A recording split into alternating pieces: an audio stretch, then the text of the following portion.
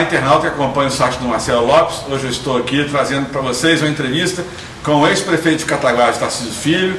Ele é irmão do atual prefeito José Henriques e vai falar para a gente um pouco como ele está vendo essa administração, o país, o mandato também do deputado Fernando Pacheco, e vai contar um pouco também sobre o que aconteceu com ele, que sofreu esse acidente, está até com essa tipóia aí agora. Obrigado, Tarcísio Filho, pelo atender o nosso convite. Seja bem-vindo aqui ao site. E vamos começar falando aí desse seu acidente, dessa sua recuperação. Me permita, Marcelo, só nessas palavras introdutórias, agradecer o convite que você me faz para me dirigir aqui aos seus ouvintes, os internautas que acompanham você, na expectativa de que, pela sua relevância no cenário jornalístico de Cataguases, possamos construir aqui as bases seguras para o desenvolvimento daquela cidade que nós queremos no futuro. Exatamente. Você me menciona esse problema do acidente, e eu vou dizer que foi uma fatalidade, né? Eu estava saindo da procuradoria para almoçar e com a abertura do sinal logo no início da Avenida Brasil, onde está localizada a Procuradoria da República lá em Belo Horizonte, eu me descuidei e acabei atingindo, batendo, né, passando sobre o meio-fio, que me fez cair. Eu estou muito pesado, né? Há muito tempo médicos já me aconselham a fazer um regime. Eu estou com quase 115 quilos, e isso fez com que a minha queda fosse potencializada. Eu quebrei 4 costelas, 2 ossos do ombro. Estou usando essa tipóia num tratamento conservador, na expectativa de que possa me recuperar rapidamente.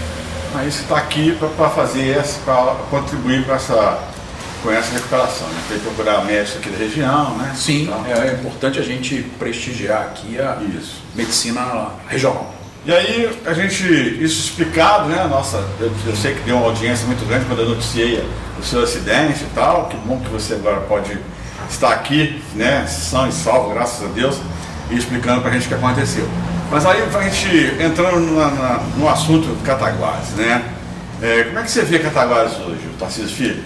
Marcelo, a minha perspectiva, e isso deixando um pouco de lado a óbvia vinculação que eu tenho com a atual administração municipal, você mesmo mencionou que eu sou irmão do José, né? Ele tem uma relação perfeita sobre todos os aspectos. Deixando de lado isso, eu vejo a questão da política, e não só em Cataguases, também a nível regional, a nível estadual e a nível local, um pouco com preocupação. E isso porque, na avaliação que faço, o eleitor tem tomado algumas decisões com o fígado, não pensando muito nas consequências das escolhas que faz.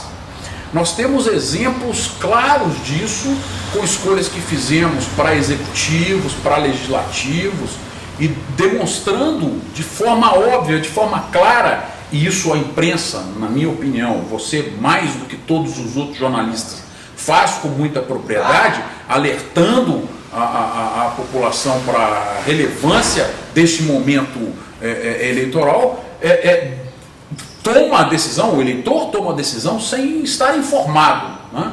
Pensando e acreditando e dando margem a políticos utópicos, políticos que sonham absurdos e que não vão implementar e não vão ter condição de implementar na prática o que se propõe a fazer. Então eu enxergo, eu olho para o quadro com uma expectativa muito grande. Nós estamos caminhando para uma eleição em que vamos escolher nossos deputados, nossos representantes em Belo Horizonte, nossos representantes em Brasília, nossos representantes no governo do Estado e na presidência da República, e me preocupa muito que o eleitor atue, faça nesse momento uma escolha como fez na eleição anterior. Sobre todos os aspectos nós precisamos parar, nós precisamos enxergar o momento da escolha, aquele momento nosso com a urna, com seriedade. Nós estamos ali decidindo de uma forma clara o que não pode ser óbvio para muitas pessoas, mas precisa ser mencionado, o nosso futuro. Isso. E eu só posso esperar, olhando para o futuro, que o eleitor escolha com seriedade seus representantes. Só lembrando aqui, o internauta que talvez ainda não conheça o Tarcísio Filho, ele é procurador da República em Minas Gerais, né? Ele é professor também, de Direito, né? Você dá aula em quais Estou dando aula nas faculdades IBMEC, Belo Horizonte, com uma turma de direito do consumidor e uma turma de direito ambiental. Na Escola Superior Dom Helder Câmara, também na capital, eu tenho uma disciplina com as turmas do 9º período de direito administrativo. E na Faculdade de Direito Conselheiro Lafayette, já uma faculdade tradicional, né, já com uns 50 anos na área do ensino jurídico, eu tenho uma turma de direito ambiental e uma turma de direito do consumidor. O quadro em que nós chegamos, essa posição minha, né, até pelo exercício funcional da atuação junto ao Ministério Público, né, me coloca numa posição muito intranquila. Você me permita falar isso, aproveitando esse parênteses que você abre, porque nós chegamos num ponto em que o eleitor tem a opção de escolher um soldado da Polícia Militar, um delegado da Polícia Civil, um delegado da Polícia Federal, mas ele não pode votar ou escolher um membro do Ministério Público ou um juiz. Né? Eu acho isso uma diminuição da possibilidade de escolha do eleitor.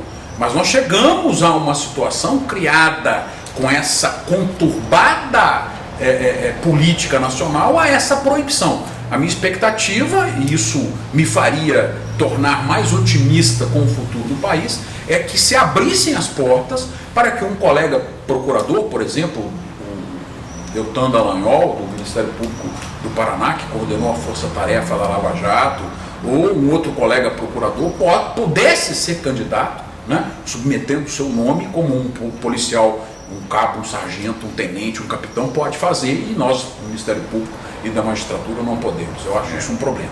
Sim. Vamos falar de Cataguases, então, que a gente tem aqui bastante coisa para avaliar, e nós acabamos de completar 1 ano de governo do seu irmão, do José Henriques, né, que na minha avaliação, eu sempre falo isso, tem acertado muito, né, ele está fazendo uma administração muito feliz do ponto de vista de organização e prioridades, né? Claro que a cidade tem muitas demandas, mas eu queria ouvir de você aí, né? Qual que é a sua avaliação do José? Eu começaria fazendo uma consideração em torno das palavras que você utilizou para externalizar essa sua avaliação da atual administração municipal. Eu não acho que Cataguases tenha várias, você usou o termo...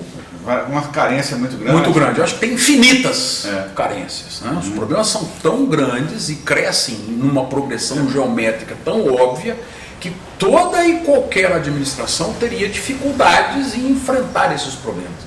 É claro, isso precisa ser dito, Marcelo, que a ação do poder público depende de uma preparação pretérita.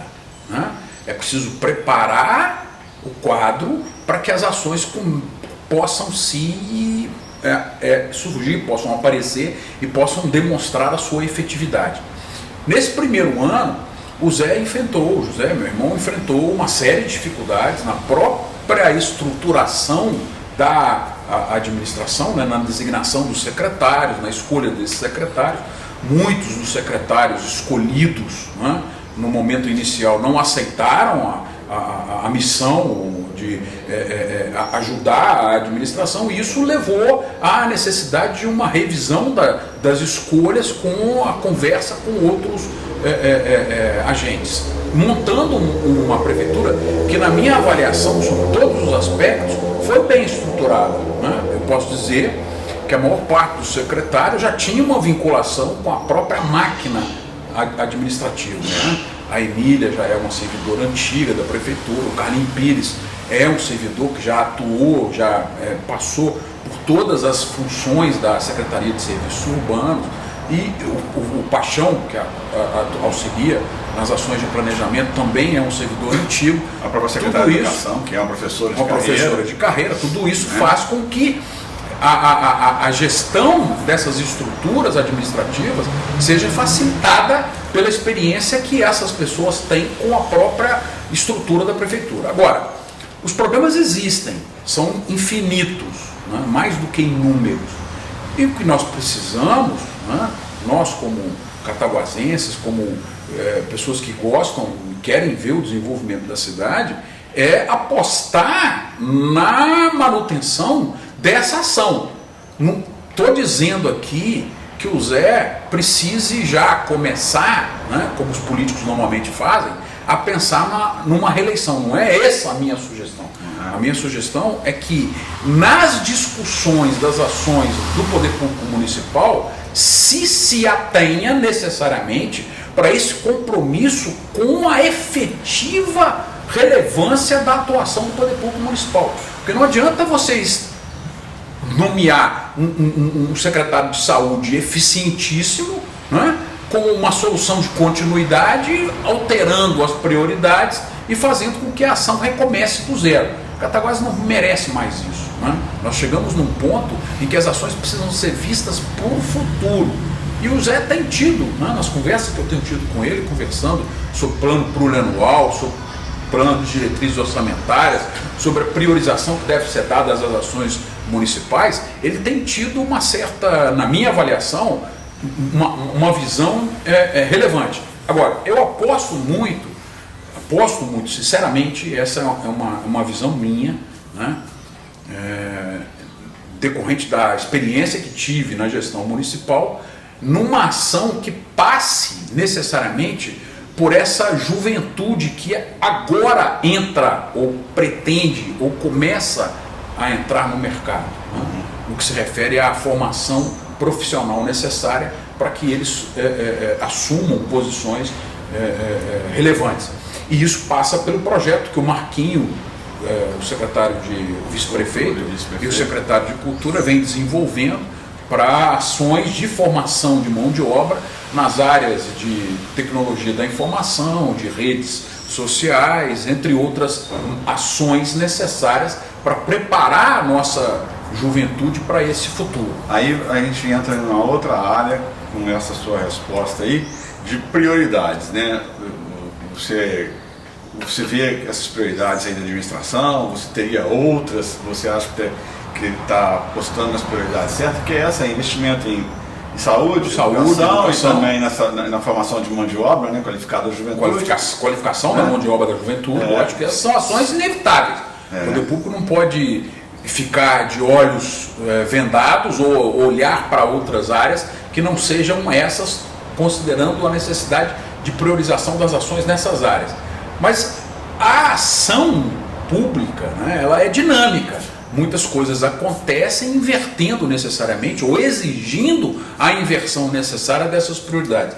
Não sei se você vai concordar comigo, Marcelo, mas nós vivemos agora, né, e isso angustia a população de uma certa forma, o problema da concessão do saneamento básico e do fornecimento de água. Eu queria falar sobre isso daqui a pouquinho. Eu quero só completar essa questão das prioridades, falando com você também que o José tem uma preocupação muito grande em trazer novas empresas, gerar emprego para Cataguases. Até conseguiu trazer já no primeiro momento, né, uma empresa que está funcionando lá na entrada de Santa Cristina e tal. Isso não é uma atividade que depende exclusivamente do prefeito, concorda comigo? Mas a município pode... O município pode ajudar. Pode ajudar muito, né? E isso seria também uma atividade prioritária. Necessária sim. Agora, é claro que essa ação, né, contextualizando-a no conjunto das ações dos entes públicos federativos, exige um envolvimento maior do Estado, do Poder Público Estadual. E é importante que se diga isso, que há uma mudança importante na ação do Estado de Minas Gerais no que se refere à avaliação desses investimentos, com o afastamento da CEMIG por uma série de circunstâncias, né? Circunstâncias políticas, escolhas do atual governador, que levam a uma reestruturação da ação do Estado nessa área. Marcelo, talvez o internauta que acompanhe, né, talvez o cataguasense de forma geral não saiba desse dado, mas nós éramos em Cataguases na década de 50, logo depois do final da Segunda Guerra Mundial, a 9ª região fiscal do Estado. Né? A região de Cataguases, né? Cataguases como micropolo, era responsável pela 9ª arrecadação do Estado de Minas Gerais, no que se refere aos impostos estaduais. De lá para cá, com uma ação do Estado direcionada para o desenvolvimento de outras áreas, isso significa a abertura da Fiat em Betim, a abertura da TRW em Três Corações, o investimento na área do Jaíba, no norte do estado, no Jequitinhonha. Não estou dizendo que esses investimentos não sejam importantes, estou dizendo que a região de Cataguases, de uma certa maneira, ficou prejudicada com essa opção do Estado por selecionar investimentos industriais para essas outras regiões. E nós caímos com isso da 9ª região em arrecadação para a 49ª, 50ª, hoje nós devemos estar na 51ª, 52ª cidade no estado em arrecadação, deixando de lado aí a micro-região. Qual é a importância desse dado? A importância desse dado é que a prefeitura, com todos os instrumentos que tem, viabilizando área para instalação de indústrias, fazendo o trabalho de atração de empresas, né, contactando empresários, ela encontrava, e felizmente não encontra mais, dificuldades na abordagem desses empresários, que procurando o Estado, onde os incentivos são mais significativos, eram direcionados para outras regiões. O Estado não tem feito mais isso. Nós temos observado aqui uma preocupação do Estado com a nossa região, com a instalação aqui de algumas empresas significativas e importantes. A própria instalação dessa que você mencionou como exemplo na área da Antico Estoque demonstra aí a importância dessa ação. Agora, o que me desperta a esperança é de que o Estado vá além dessa inversão na lógica da política industrial, que ele, além disso, faça também, né, junto com a prefeitura e atraindo os órgãos federais, investimentos na instalação de novas áreas industriais, para que novas indústrias sejam instaladas em Cataguases. E a gente possa empregar uma maior número de pessoas possível. Vamos falar então agora desses problemas que você começou a mencionar aí, né? Nós temos hoje, né? A administração municipal enfrenta aí a pandemia, esse problema gravíssimo para a Copasa. Temos também uma demanda muito grande por serviço em toda a cidade, até mesmo ocasionada pela essa época de chuva, enchente que aconteceu e tal, né? E como é que a gente desata esse nó todo aí? Me parece que o encaminhamento para o desatamento desses nós tem sido dado. E tem sido dado com uma ação do Poder Público Estadual, através da interferência do nosso deputado. É importante mencionar o nome do Fernando Pacheco aqui nesse sentido, né, com a ação atenta a essas questões e com uma preparação da prefeitura, seja lançando mão dos próprios instrumentos que essas situações nos permitem lançar mão, como a emergência, como a situação de calamidade pública, para contratar, né, através de procedimentos licitatórios simplificados, mão de obra necessária para essa inversão do quadro. No que se refere à Secretaria de Serviços Urbanos, eu tenho a informação de que estão sendo diligenciadas aí a contratação de um grande número de agentes públicos para, num período de 4 meses, prorrogáveis por mais alguns meses, atuar na área fazendo frente a essa questão. Diga-se de passagem, no primeiro ano, né, da administração do José, nós tivemos aí o problema da pandemia, invertendo a lógica da atuação do poder público, né, e exigindo do poder público a disponibilidade de uma atenção necessária para o enfrentamento do problema. A Copasa também traz, né, nesse sentido, repercussões importantes para direcionar a ação da prefeitura para a solução desse problema, mas isso não significa dizer, e eu tenho certeza que a administração municipal está atenta a isso, que as demais áreas, principalmente essas que você destaca na atuação dos serviços urbanos, tão bem coordenada pelo Carlinhos Pires, seja delegada a um segundo plano. Vejo que é a hora, com a melhora do quadro da pandemia com o ajuizamento da ação, discutindo a concessão da Copasa, que a Prefeitura vai ter aí fôlego suficiente para voltar-se para esses outros problemas. Essa é a minha expectativa. A população fica muito ansiosa com relação a isso, né? E porque há uma insatisfação generalizada com relação aos serviços prestados pela Copasa, e essa insatisfação ela é plenamente justificável, porque a empresa deixa realmente a desejar, né? E aí há aquela questão, a população pergunta o seguinte: mas quando vai? É preciso ter calma, né? Precisa ter calma, porque é objeto de uma discussão judicial, de uma ação judicial complexa que a Prefeitura já ajuizou, né? Inclusive com o pedido de antecipação da tutela, e que ainda não foi objeto de uma análise pelo Poder Judiciário. Quer dizer, a discussão então assume um contexto com a judicialização que afasta um pouco a relevância da atuação direta dos agentes municipais. Nem a Prefeitura, nem muito menos a Câmara atual, teriam muito o que fazer no que se refere ao destino, à sorte, ao resultado esperado dessa ação judicial. Nós vamos ter que esperar essa questão. Agora, o que nós precisamos mencionar é que todas essas questões que a discussão traz, né, pela má prestação do serviço, pela cobrança indevida de serviços não disponibilizados, né, com interceptações deficientes da rede de esgotos que foram feitas, um tratamento de esgoto que ainda não é realizado, mas é objeto de tarifação no preço da taxa que a população paga pela água que consome, na conta da água, na conta. Todos os consumidores estão vendo isso. São questões que vão, com o desenvolvimento da ação, num contexto contábil, em que isso tudo vai ser objeto de levantamento específico, né, totalizados os valores, resultar mais à frente na solução que nós esperamos que seja célere. Um outro assunto que a gente precisa abordar aqui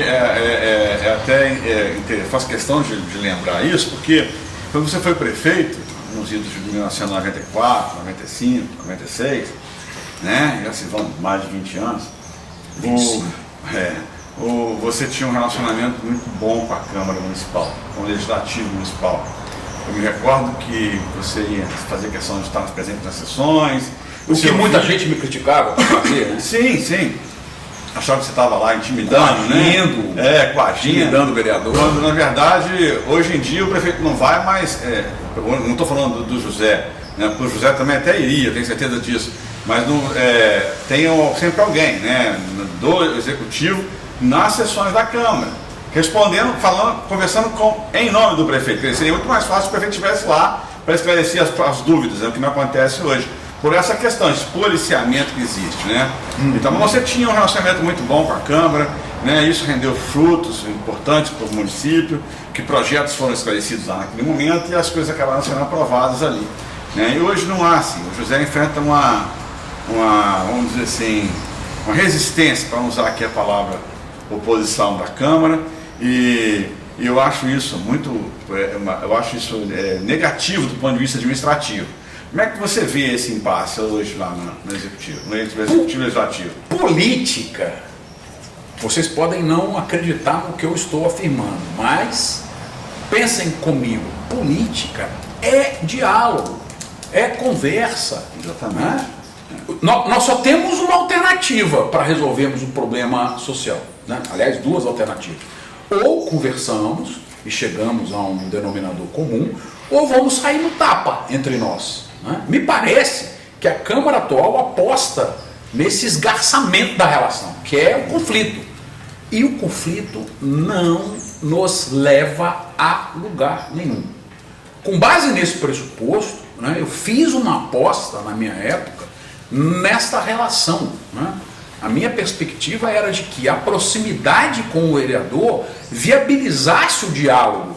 E essa é uma aposta em que todos ganham. Não é uma conta de soma zero. Você vai ter uma conta positiva. Às vezes eu abro mão e a Câmara ganha, às vezes a Câmara abre mão e eu ganho, às vezes nós dois abrimos mão e o município ganha.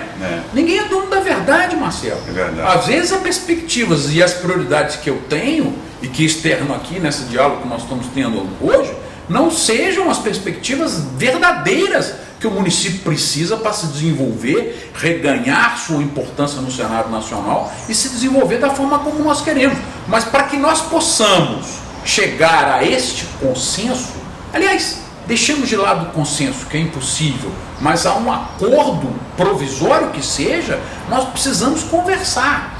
E não é conversar com essa vontade de polêmica que eu vejo nas redes sociais. É conversar com os espíritos desarmados, é estabelecer a partir do diálogo com o outro, porque sem o outro nós não somos nada, né, perspectivas possíveis de desenvolvimento. Então, na minha avaliação, essa demonstração da presença, na minha época, do prefeito na Câmara, servia para essa finalidade. Veja, você que coisa interessante, a Câmara não era completamente da situação. Quer dizer, nós tínhamos 15 vereadores na época, 6 eram vereadores de oposição. O líder da oposição, o Antônio Jorge, né, que é um político, hoje não desempenhando um mandato, mas um político importante na história do município, né, presidente do sindicato das indústrias de papel e papelão, vereador pelo PT, sobre todos os aspectos, engajado nas discussões dos interesses do município de Cataguases, veio a se tornar um amigo. Né? O fato dele ser de oposição não significa que eu preciso ser inimigo dele. Né? A minha perspectiva sempre foi essa, de que é preciso ouvir o outro, até para que haja lá uma visão mais adequada do contexto para a tomada da decisão. Mas me parece que o Zé tem essa preocupação, né? Eu sempre insisti muito com ele para essa disponibilidade ao diálogo. E ele tem uma coisa que eu não tenho, que eu não tive, não tenho e não vou ter nunca, que é a paciência. Eu sou um cara muito angustiado, eu sou um cara que gosta de ver o resultado imediato das ações, eu não sei esperar. E o Zé não, o Zé é paciente, escuta, perdoa. Né? Eu, por mais sentimento cristão que tenha, né, na perspectiva da importância do perdão, eu não consigo perdoar. Né? Então é difícil. Sobre esse aspecto, o Zé tem uma característica pessoal muito mais relevante do que as minhas. Mas penitenciando-me aqui, o que me parece importante concluirmos deste contexto é de que há necessariamente uma disposição para o diálogo como condição necessária para o desenvolvimento que queremos para a nossa Cataguases. A crítica que eu faço à Câmara Municipal hoje é que eu vejo que eles buscam respostas imediatas, né? São demandas pontuais, imediatas, não há assim um trabalho a longo prazo. Por exemplo, o mandato é de 4 anos, eles querem resolver um problema pontual agora. Aí esse problema pontual agora não é solucionado, isso mela toda a relação, né, comprometendo a relação, inviabilizando outras ações. E inviabiliza outros processos. Né? Aí você, inclusive, isso aí é tanto para vereador que se alinha mais ao prefeito, quanto para aqueles que estão na oposição. Né? Independente da postura, né, gostando ou não gostando da administração, o que todos precisam perceber é que a saída dos problemas não é uma saída unilateral. Né? Eles não estão só isolados no processo. Há uma prefeitura, há o Poder Judiciário que acompanha, há o Ministério Público que fiscaliza, né, em muitas situações inviabiliza a atuação dos órgãos políticos. É preciso que se diga isso, porque tem muitos promotores de justiça que querem administrar no lugar da Câmara, querem legislar no lugar do vereador. Né? Então, com essa crítica, né? As instituições existem, foram concebidas, foram estruturadas com as perspectivas políticas. E é preciso enxergar isso, né, para que disso surjam as soluções ou as tentativas, vamos colocar dessa forma, né, as tentativas de solução dos problemas que nós temos. Bom, para a gente entrar aqui na reta final do nosso bate-papo, a gente tem que falar do nosso deputado Fernando Pacheco, que eu sempre falo, todas as vezes que eu me refiro ao deputado Fernando Pacheco, eu faço questão de ressaltar eu faço uma frase que eu acho que para mim as pessoas têm que entendê-la e mentalizá-la. Se é ruim com um deputado, é muito pior sem ter um deputado. Perfeito. Entendeu? Porque ninguém é perfeito. Nós não vamos ter um deputado que vai resolver todos os nossos problemas da hora para outra, nós não vamos ter um prefeito que vai fazer isso, nem presidente, nem nada. Porque milagre não existe. Então, a gente faz o que é possível. E eu comparando como é que a gente estava antes do deputado e como a gente está hoje, é fantástico, não é? Fantástico. Se você acha que... Fantástico, eu não tenho senão a essa observação que você faz. Me parece, né, e aí trabalhando com números, né, que o volume de recursos que o Fernando Pacheco disponibilizou nesse período de mandato para Cataguases, significativo sobre todos os aspectos, demonstra a importância da preservação do nosso representante na Assembleia Legislativa. O Fernando, pela própria estruturação das ações dos deputados, conta com verbas anuais de 9 milhões de reais. Isso significa dizer que nesse mandato dele, nós tivemos a possibilidade, através das indicações e priorizações estabelecidas por ele e pelo grupo de pessoas que o assessoram, de disponibilizar para os municípios, para Cataguases principalmente, 36 milhões de reais, o que dá um orçamento anual da prefeitura. A prefeitura precisa desses recursos. Aliás, Marcelo, se você me permite, a prefeitura precisaria de mais recursos. Sim, com certeza. Se nós estivéssemos aqui hoje com um deputado federal, nós contaríamos com 25 milhões ano, o que seria em 4 anos 100 milhões, 3 orçamentos da prefeitura. Não significa dizer que a prefeitura não tenha, o município de Cataguases não tenha acesso, né?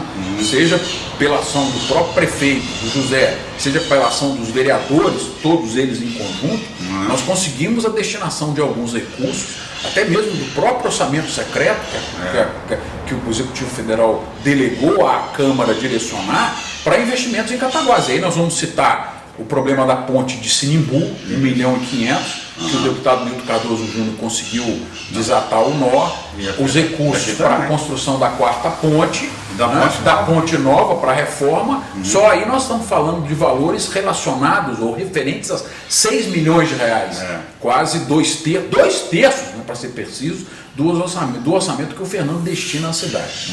Agora, retomemos aqui, deixando para um momento posterior a avaliação e a importância de escolhermos um bom deputado, um deputado federal que seja compromissado com os nossos interesses. O Fernando, nesse período, né, fez um trabalho muito importante no que se refere à ação do poder público no enfrentamento da pandemia. Né?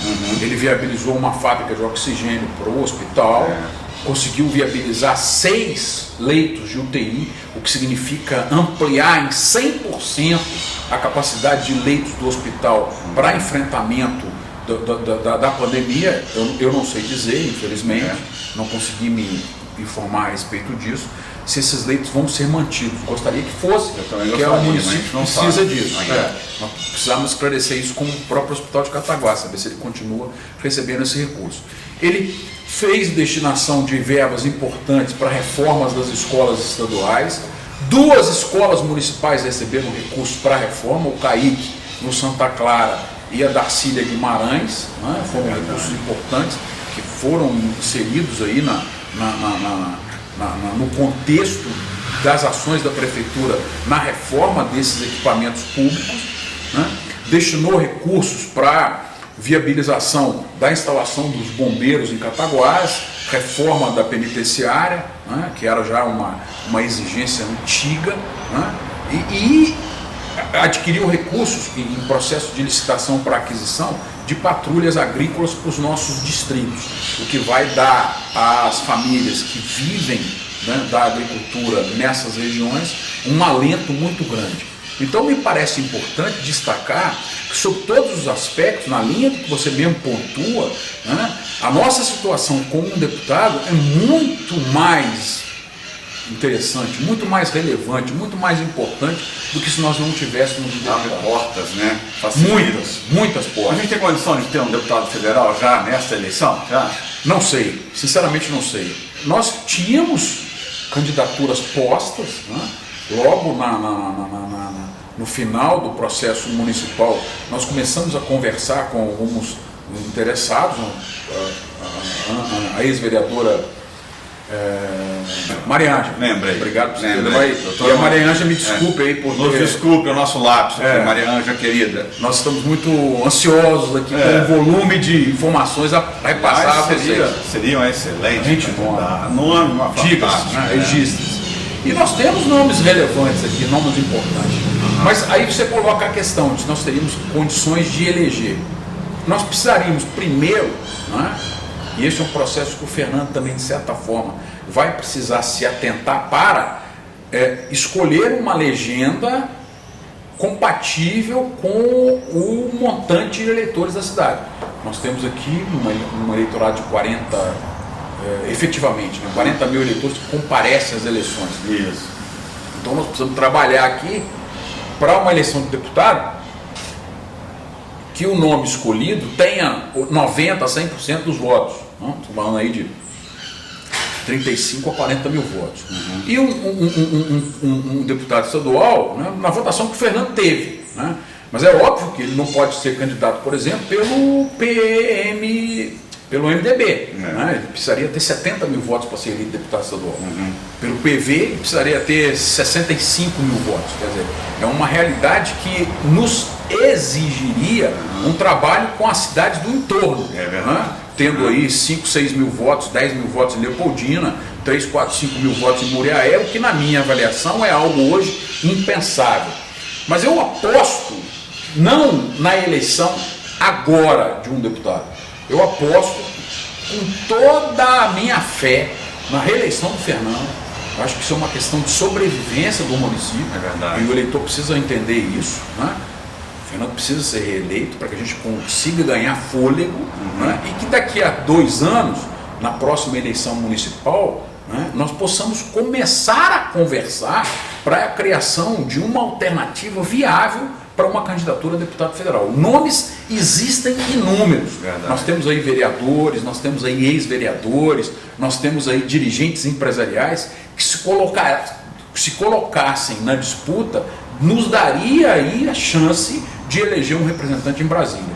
E aí chegarmos a essa facilidade na alocação de recursos do orçamento federal da ordem de 25 milhões por ano, que daria um alento significativo para os cofres do município. E faria com que também o governo federal olhasse para Cataguás, assim como o Fernando faz com que o governo do estado olhe para nós aqui e a gente não fique esquecido.